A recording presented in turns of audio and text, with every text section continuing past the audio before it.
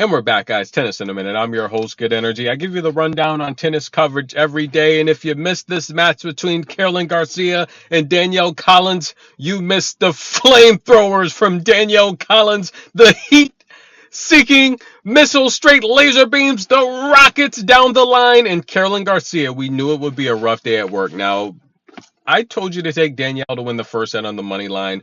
The logic behind that, the reasoning behind that is not only is Caroline Garcia playing injured, but by the time we get done with the first set, she's going to be calling for the physio, trying to return these flamethrowers from Danielle Collins.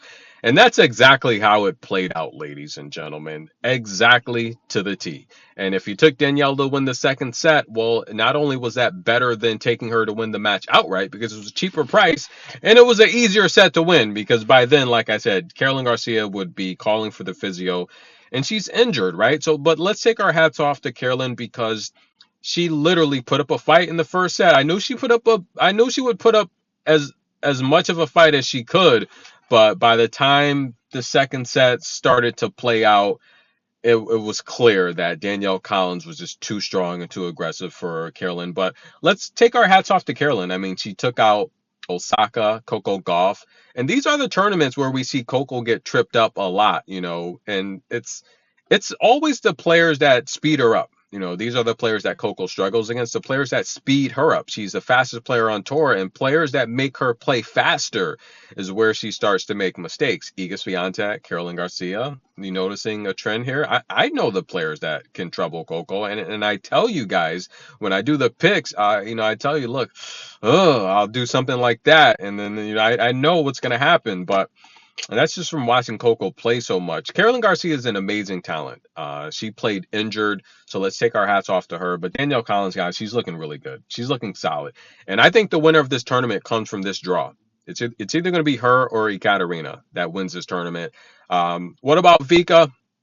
If she can get past Elena Rybakina, which is something she can do, she'll have a chance. She's very technical, but let's assume Elena Rybakina gets past Vika, because Vika hasn't necessarily looked good. But let's say Elena Rybakina does. I think Danielle Collins will give Rybakina a lot of problems. The last couple times they've played, Danielle Collins has been out of shape. She's been injured. Her knee's been wrapped up. She hasn't been moving well. And she still went 3 sets with Rybakina. Now she's in the best form of her life. She hasn't been in this great condition since she made the Australian Open Championship against Barty. She hasn't been in this great condition since the summer a couple years ago when she won her first 2 championships. Danielle Collins is in great form, and she said, look, you got to play matches. She's like Sloane Stephens, and Sloane Stephens talked about this recently. Sloane Stephens talked about how her ranking hasn't changed the last year or so. And I actually talked about this as well. I have to go find the video, but I talked about how Sloane, she doesn't move anywhere in the rankings. She stays the same. And I actually talked about why that is, and Sloane kind of hinted on it a bit by saying, who are these players? And, she's throwing some subs there, trying to let you know, look, who are these players? Where are they getting these points from? Should I play more tournaments? And I'm just going to touch on one of those topics. I'm not going to dive into none of that. And listen, the tennis world right now is full of drama. I might go in the studio this weekend and make some videos. There's a lot of drama going on in tennis, and I try to stay clear of it because what happens is, first of all, in case you guys don't know how it works, YouTube wants us to talk about the juicy stories because they want to push it out. They want people to get in their feelings. They want people arguing in the comments. They want the controversy.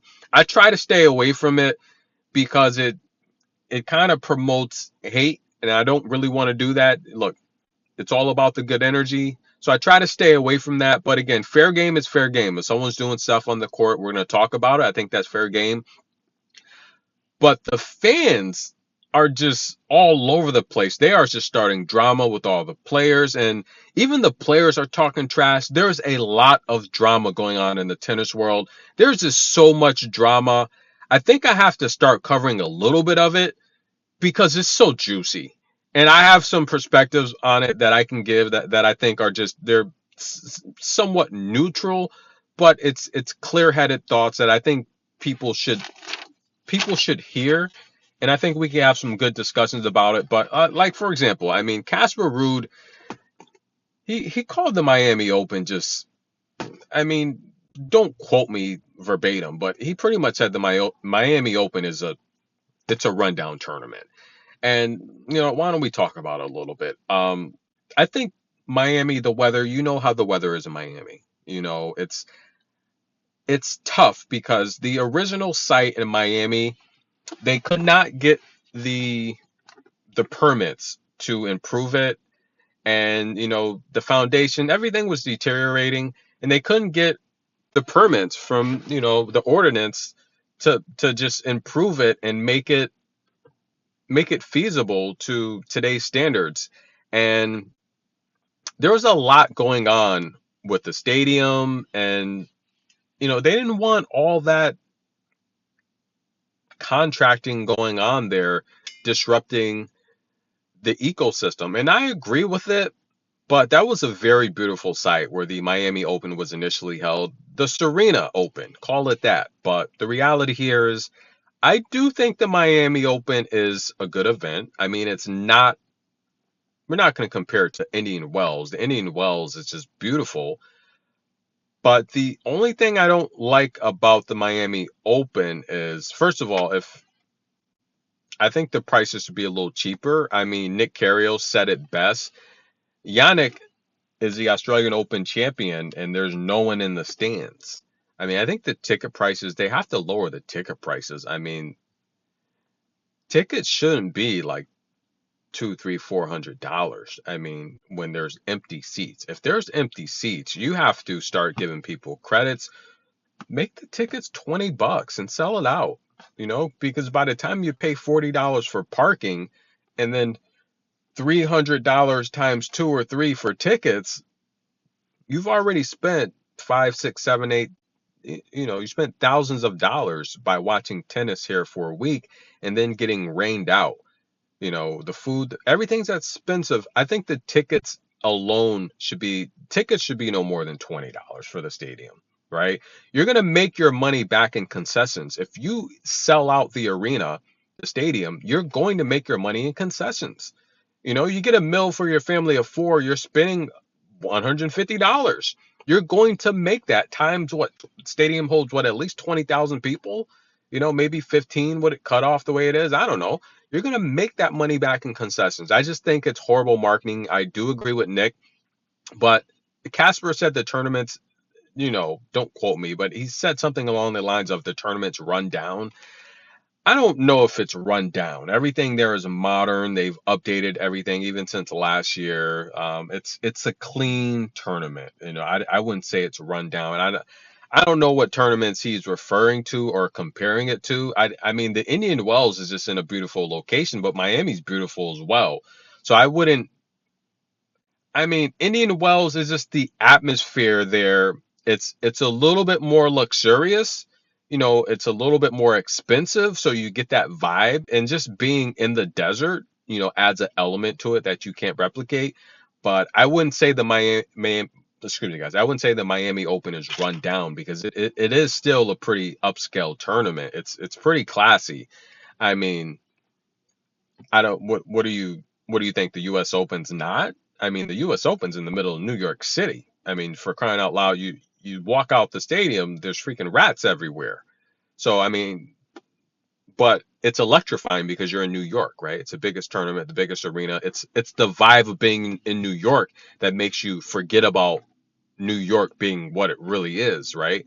So the Miami Open is pretty upscale. I just think that Casper, that's his prima donna. But enough of Casper. We're getting off topic here. But stay tuned. We're going to go in the studio this week and we got to talk about, there's too much drama going on. Tennis has turned into a drama sport. And a lot of these news sites and organizations, they're making it that way when it never really was that way. It's becoming very dramaful. And look, I don't know. I might indulge in it just a little bit. Danielle Collins, I think she beats Rebecca if they face each other. I think Vika would give her a much better match.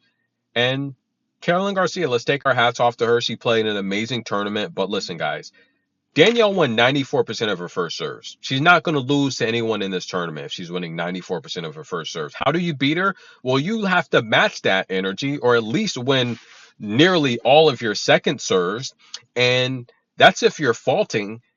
And cross your fingers in a tiebreak to hope you're within that 6th percentile margin of error to where you can at least beat her out by 2 or 3 percentage points. Not going to happen. Danielle Collins is playing solid tennis, guys. And I think she beats Rybakina. Again, they played the last couple of times. Danielle was injured. She didn't look good. She was wrapped up, and she still went 3 sets with Rybakina. I don't think Rybakina is going to cover ground well with Collins' fastball. She's one of the fastest hitters on tour. Again, backhand, forehand. I think Collins wins that matchup. And look at Danielle Collins. Look how her shoulder. Is that a bruise? That looks pretty darn nasty, dude. That's serious. Is that a bruise? That looks like a bruise to me. That is freaking crazy. But let's listen in to Danielle Collins, our victorious American. She wins and makes the semifinals here in Miami. We'll see. I would love to get out there, and so great having somebody like this at our tennis and supporting women's tennis, especially. It means a lot. I think so. I agree with you, ladies and gentlemen. Let's hear. I like Danielle Collins. Now, every now and then we get these English professors that come to the channel and they say things like, this person's not a good public speaker. They need to work on their English. Listen, guys, you heard Danielle Collins here. You heard Coco. You heard Iga. You heard Rybakina. When you're a professional tennis player, you're not exactly, especially when you're big time, as young as these players are, and you started as young as these players, you're not exactly an English professor or a college professor or a teacher. You're a student of tennis. You are a professional athlete. You study X's and O's and how to hit little green balls with your racket and generate topspin. Okay, that's what you do for a living. Okay, so to criticize these players and how they talk in interviews, it's childish. And I don't know why people come to the internet to focus on so much negativity. It's like these players, they're not English professors. They're professional tennis players. That's their craft. And if they stutter their words or say wrong words or mispronounce words in interviews, who cares? And if you're looking and watching the interview to criticize them on that, then maybe you need to look at yourself and become a teacher to help teach the world that. But don't come to a tennis channel where we want to talk about tennis and criticize the players on how they talk in their interviews. Because I love me some Danny Mal, and she gets the victory. Born in the USA, 2 other players from the USA, Robin Montgomery and Haley Baptiste. Now listen, guys, you can't keep beating someone over and over again. Eventually they're going to make adjustments. Haley came out, won the first 2 games 4-2. Now Haley, this line opened up very low and a lot of money. I told you guys in the community, a lot of the public just pounded Haley, and I'm like, this does not look good, ladies and gentlemen. Both matches, last 2 matches they played, have went 3, and in fact, the one before last in Mexico, Robin should have won that match. She won the first set. She just ran out of gas. So be careful, guys, because this was an upset alert. And if you took Robin Montgomery, the champ, U.S. Open champ, then you actually won as a 2-1 underdog. Robin Montgomery takes out Haley Baptiste. Now, she was down 4-2 in the first set, and she would win, I don't know what, like something like 10 of the next 11 service games, and she's victorious. Tennis in a minute. Get your popcorn. Stay tuned. Pegula Ekaterina coming up next. But yes, guys, Danielle Collins advances, and I do think if she faces Rybakina, she will beat Rybakina as the underdog. Tennis in a minute. We'll be back.